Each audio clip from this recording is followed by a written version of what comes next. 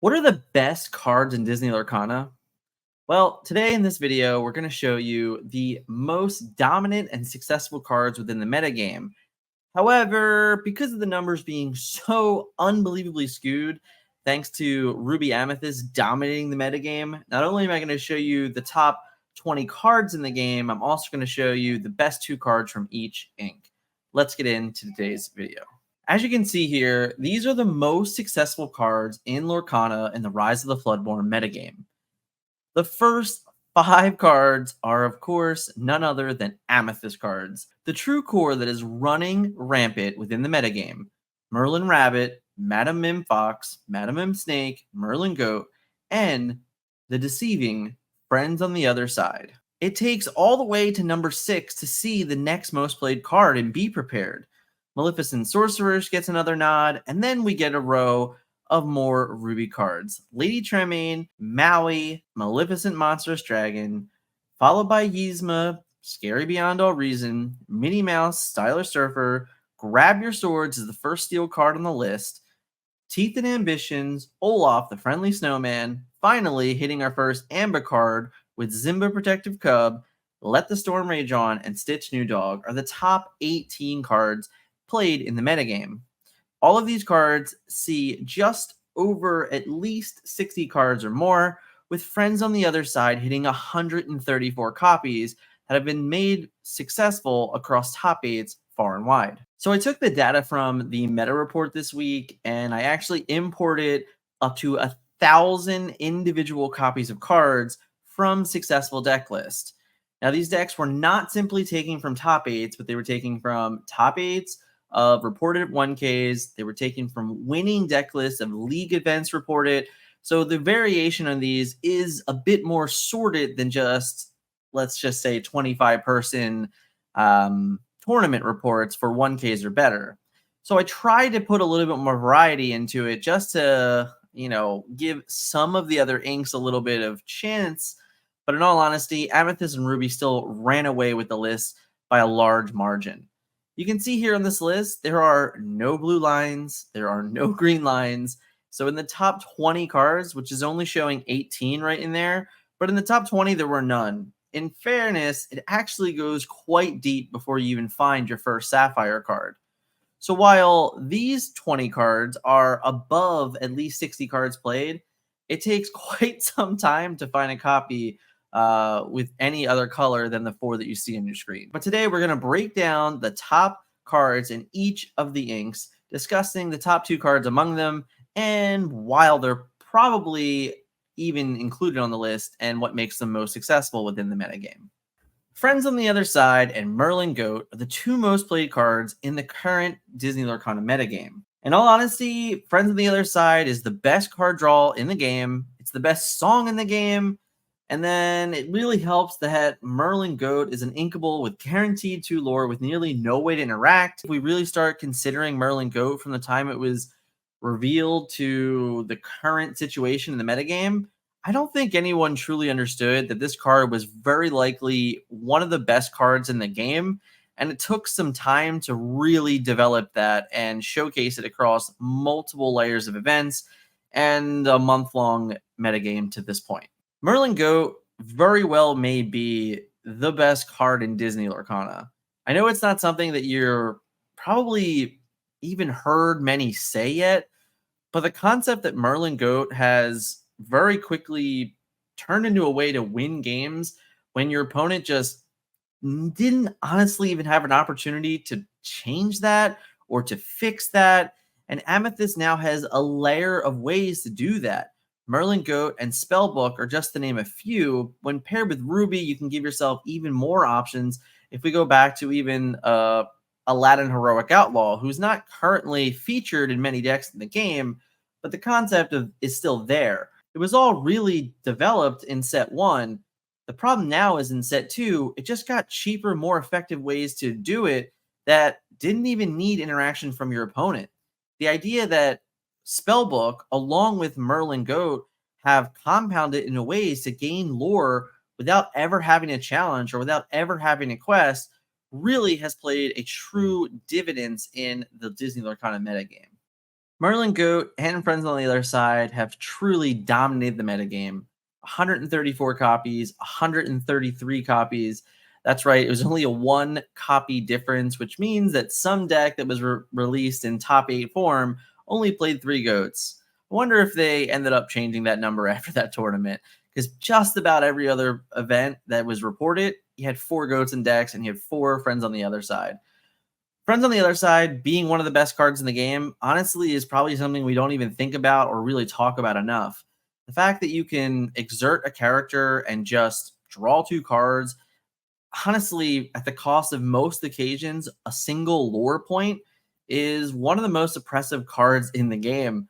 And then the concept that now you have Merlin Goat as a way to effectively win the game without even necessarily needing to quest or needing to challenge is really a dynamic that I don't think any of us truly expected.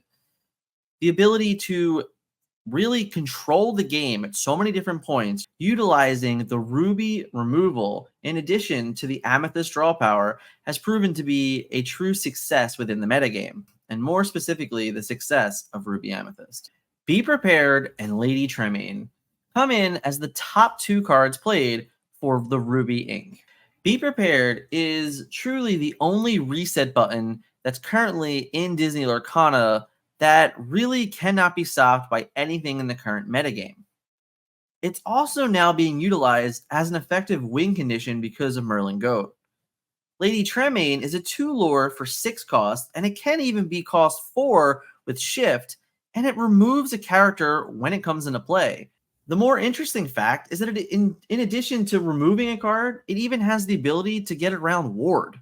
Lady Tremaine being an additional way to interact with boards and utilizing the pinpoint removal of Ruby with Maui, Be Prepared, Lady Tremaine, Dragonfire, Maleficent Monstrous Dragon. The list goes on, and it really gives you endless options to how you'd like to approach the game of Disney Lorcana. Be Prepared is, of course, the one end all be all, and the one thing that no character in the game can hide from. Honestly, again, Ruby Amethyst is the most played deck in the game by a large margin. It's the most successful deck in the game by a large margin. And these cards are simply in every version of them. 110 copies of Be Prepared, and I believe 104 copies of Lady Tremaine. It's just not shocking to anyone to see these cards be so successful and so powerful. Given the fact that Maleficent Monstrous Dragon was such a standout in Chapter 1, when you take 3 ink away and make it cost 6, and effectively do the same thing in most situations, it's not really a shock to anybody that Lady Tremaine has been so oppressive. The addition to Merlin Goat in the game and giving the ability to be prepared to actually be able to win you games on turn 11 or more, where you can just play your goat, gain a lore, go to 19, play Be Prepared, gain a lore, go to 20. I've seen that happen more times than I could ever imagine in a short period of just playing the game myself and watching games fold out at top tables at events. No shock at all that these 2 cards were successful so far in the metagame, and I definitely don't think they're going anywhere anytime fast. The top 2 steel cards in the current metagame are Grab Your Sword and Let the Storm Rage On. Grab Your Sword is, of course, a 2 damage, still altering the metagame at every pace in which it sets. More shift characters can now sing Grab Your Sword, and additionally, there's just more 5-cost characters across the board to begin with. Let the Storm Rage On is a true standout in the Amber version of songs, with Cinderella being its absolute best friend. And the addition that we finally have a steel card that has card replacement goes a long way in the success of this card as well. Amber Steel has been the second most successful deck in the metagame. Just so to see these cards be the first non-Amethyst Ruby cards on the list shouldn't really shock anyone.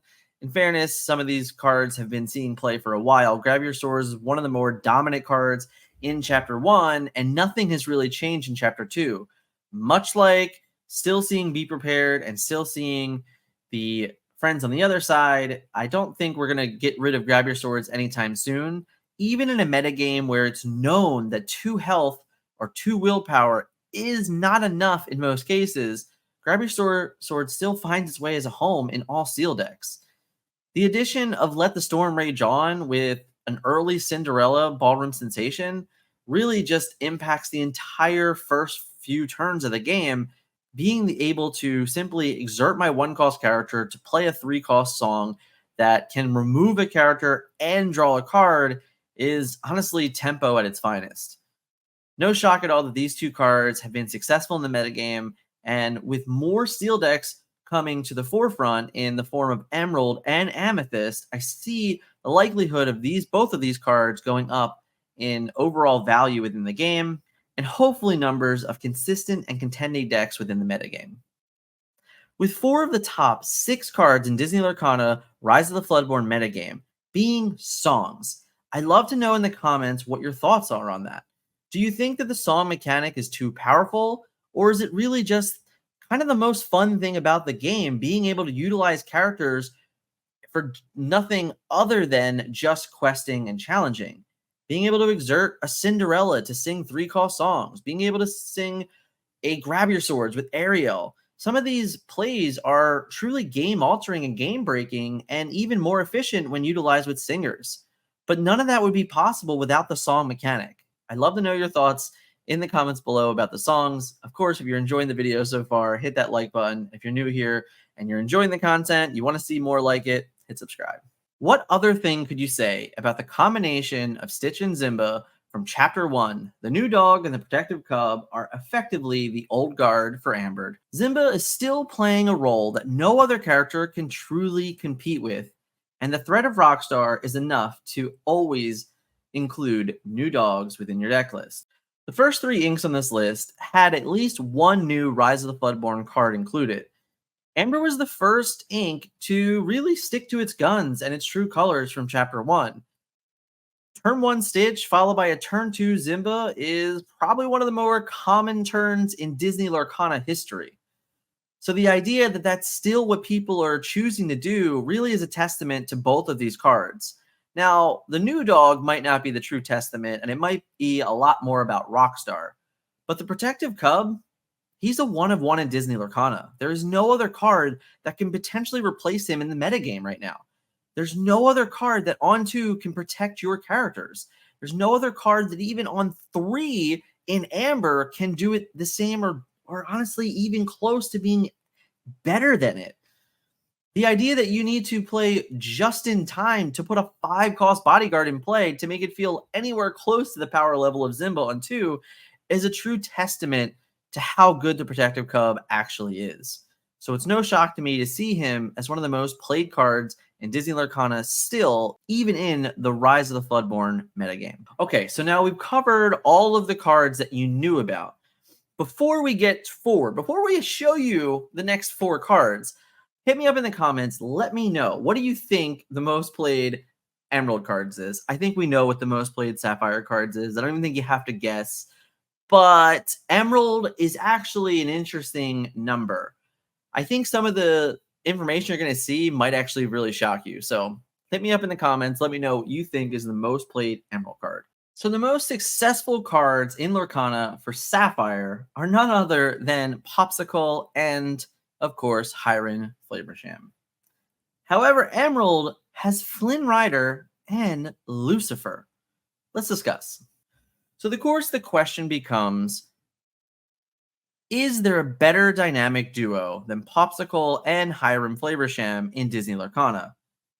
Now, the meta reports would show you that there isn't, but I have to argue the synergy of these 2 cards are unprecedented within the game. Popsicle is very easily the best item in the game.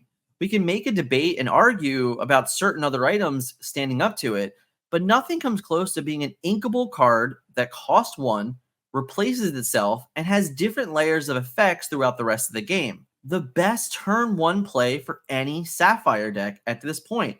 After the release of this card, I just can't fathom not including it in every Sapphire deck that I make. Hiram, on the other hand, is a 4-cost inkable draw 4. I know, I think you guys heard that correctly. This character very often draws you 4 cards for simply entering the battlefield and then questing 1 time. Yes, you're only going to gain 1 lore for the cost of 4, but I don't think you would ever not play a card that read, if there were an action in the game if there were an action in the game that cost 4 ink that read banish an item, draw 2 cards, banish an item, draw 2 cards, gain 1 lore, it would probably be in every single deck in Disney Lorcana that has Sapphire. So the idea that you get that same concept of effect on a character that also is a 6 willpower character on turn 4 is really hard to deny the fact that that is extraordinarily powerful. I believe this combination of cards will be in every Sapphire deck that we play moving forward. The combination of Hybrid and Popsicles were likely the most talked about iteration of duos in the Disney Lorcana metagame weeks before the set was even in your hand. This is a deck that was unprecedentedly hyped going into the metagame, going into the release of Rise of Floodborn, and while the deck itself maybe has not lived up to that hype, the combination of Hybrid and Popsicles absolutely has. It's really damn good, and I think you should absolutely give it a try because it's also a ton of fun to draw a ton of cards. Flynn Rider is a 2-cost inkable 2-lore character, but he also brings on conditional removal.